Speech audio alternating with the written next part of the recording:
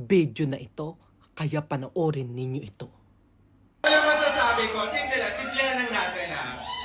Okay. Lahat tayong makasalan. Hindi Yes, tayo totoo naman. perfecto. Tama? Yes. Ganun pa man, do unto others what you want others to do unto you.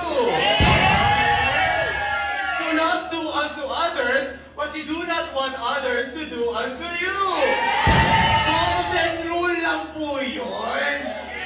Ayun, so para sa mga ibang lugar na gusto pang mag-persona dyan, dagdagan nyo pa! Pagkalang po, separation ng church at ng state. Yan lang po. Thank you po. Diyos ko, ayan ang hamon sa publiko at sa lahat ng mga nag-declare ng persona non grata, 'di ba? Dagdagan pa daw, kulang pa ba 'yan? Ayun ang sabi niya. Diyos ko. My God, alam mo naloloka, alam niyo naloloka talaga ako dito, 'di ba? Hindi ko alam kung may utak ka, no? Diyos ko, parang kapag pinag-uusapan ka, pasikat ka ng pasikat ng pasikat. Sabi nga nila, more basher, more money. And more basher, more opportunity. Pero ang pangit naman yun, nung nag-viral siya, hindi naman maganda yung ano niya, pagkasikat niya. 'Di ba? Napakadaming galit na tao sa kanya. 'Di ba? Talagang alam mo yung mga iba nanginginig at galit na galit sa mga ano niya, yung mga sinasabi niya kasi nga ginagaya niya si Nazareno at yung Diyos ng mga Katoliko, 'di ba? At meron pa nga siyang video pero hindi ko na tinalakay, talagang grabe. Ginawa niya, tinapak-tapakan niya yung picture ng ano. Akalam ko siya yun eh. Oo. Pero ginaya niya kasi yung mukha ni Diyos ko, alam mo, hindi ko alam kung saan ka talaga humuhugot talaga, 'di ba? Oo naman, tama naman yung sinasabi niya, hindi tayong perpekto, 'di ba? Huwag mong gawin sa kapwa mo kung ayaw mong gawin sa iyo, 'di ba? Alam mo, ang lakas ng paninindigan mo, no? Ang tigas ng mukha mo, no? Talagang wala talaga akong masabi sa iyo para sa no? Pero yung mga tao, tuwan-tuwa pa talaga, no? Ang lakas ng hakot niya, grabe. Dagdagan nyo pa daw, 'di ba? Kung sino pa hanggang makaalis siya. 'Di ba? Parang excited siya sa kanyang pag-alis sa Pilipinas. Diyos ko, talagang hindi ko alam kung kinikilabutan ako sa mga sinasabi niya. Hindi ko alam kung saan niya hinuhugot yung mga sinasabi niya. Talagang matibay siya. Talagang ang tigas ng buto nito. Grabe. Parang kahit anong isampang kaso sa kanya, ganun pa rin talaga, 'di ba? Walang magbabago. 'Di ba ang sabi niya, wala siyang ginawang mali. Kahit anong sabihin ninyo, wala siyang ginawang mali. Ganon ang kanyang paninindigan sa sarili. Talagang grabe. Talagang hindi ko talaga kinakaya ang kanyang inuhugot na line. Hindi ko talaga alam na kung bakit niya talagang nagagawa yan. Diyos ko, pura loka bega. Alam mo, ito lang masasabi ko sa'yo.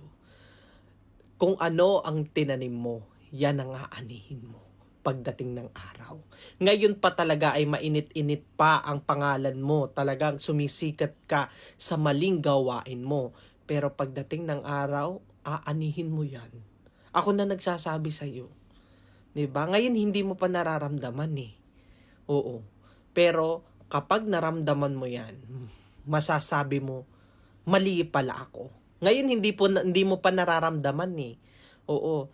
Parang, alam nyo, ito yung ibig sabihin na, hindi mo matatalo ang opinion ng iba. Kasi opinion niya yan eh. Opinion yan, kahit kailan ay hindi na magbabago yan. Talagang ganyan na talaga yan. Diyos ko, kayo ba? 'Di ba may opinion din naman kayo? Papaano kapag sinabihan ko kayo ng ng opinion na hindi mo gusto? 'Di ba? Hindi kayo magpapatalo. Ang gusto ninyo, manalo kayo sa opinion ninyo. Ganun ang nangyayari kay Pura Loca Vega. 'Di ba? Pinaninindigan niya, wala siyang ginawang masama. 'Di ba? Sabi nga kung wag mong gawin sa kapwa mo yung ginagawa mo sa iba. 'Di ba? Kung ayaw mo gawin sa'yo, wag mong gawin sa kapwa mo. Parang ganon. 'Di ba? Ay lahat daw tayo ay may kasalanan. Agree naman ako diyan. Isinisilang pa lang tayo dito sa mundo, may kasalanan na tayo. 'Di ba? Pero yung mga baby hindi pa 'yan. Diyos ko, pero alam mo, yung mga matataas na Katoliko, 'di ba? Anong masasabi ninyo ito, 'di ba? Hinahamon kayo at lahat ng mga publiko, 'di ba? Yung mga sinasabi niya. Kayo ba ay ano ang magiging salita ninyo sa kanya? Kayo ba ay agree, 'di ba? Opinion niya 'yan, hindi alam niyo na ang desisyon talaga ay nasa kanya. Wala sa ibang tao. Kaya tandaan niyo yan. Diyos ko, oh my God.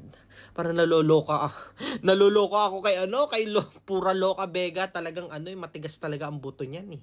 'Di ba? Talagang Diyos ko. 'Di ba? Magsama-sama na kayo kahit gawin niyo pang dagdagan niyo pa yung persona non grata. 'Di ba? Mag-declare kayo ng marami. Hinihintay kayo na Pura Loca Vega, 'di ba? Wala siyang sinasanto, paninindigan niya ang dapat niyang paninindigan. Kung ano ang kanyang ginawa, wala siyang nagawang kasalanan. Ganon ang kanyang sinasabi. At yung napanood din yung video, ayan ang hamon sa inyo. Kaya yung mga hahamon dito, 'di ba? Yung mga Katoliko, ano ang masasabi ninyo? Mag-comment lang kayo sa section at don't forget to follow and like sa lahat ng update para makita ninyo. Maraming salamat po.